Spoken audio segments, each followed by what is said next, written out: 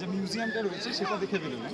আর এই যে আমরা হিমালয়ান মাউন্টেন রেজিং যে ইনস্টিটিউশন যেটাকে বলা হয় সেটা, এর ভিতরে আমি কী দেখলাম, এর ভিতরে হিমালয়ের যে এক্সপিডিশন করে, হিমালয়ের যে অভিযান করে, সেই অভিযান সম্পর্কে যে নানা ডিটেলস, কোন কোন জিনিসপত্র লাগে, কী কী লাগে, আর কোন কোন জিনিসপত্র এখানে ব্যবহার হতো সেগুলো পাওয়া যায়।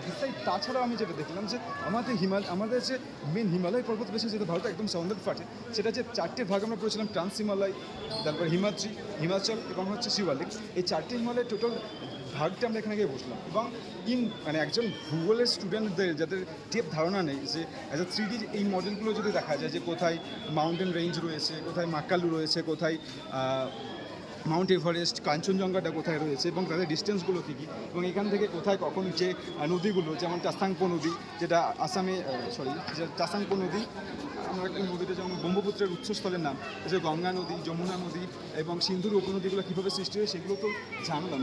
এবং শীতের যে আসল দেশ সম্পর্কে ইন ডিটেলস যে জিনিসগুলো পাওয়া যায়, যে তাদের ইকুইপমেন্টগুলো কী, কেমন কেমন জুতো ইউজ করে তারা, কোন কোন মানুষ হিমালয় এতদিন পর্যন্ত এক্সপিডিশন চালিয়েছিলেন এবং তাদের উদ্দেশ্যকে কারা কারা সফল হয়েছিলেন, এবং এই ইনস্টিটিউশনকে যারা এই কোন কোন ছাত্র কত ইয়ারে কীভাবে তারা গিয়েছিলেন, সমস্ত জিনিস আমরা কিন্তু জেনে নিলাম। তো দ্যাটস হয়।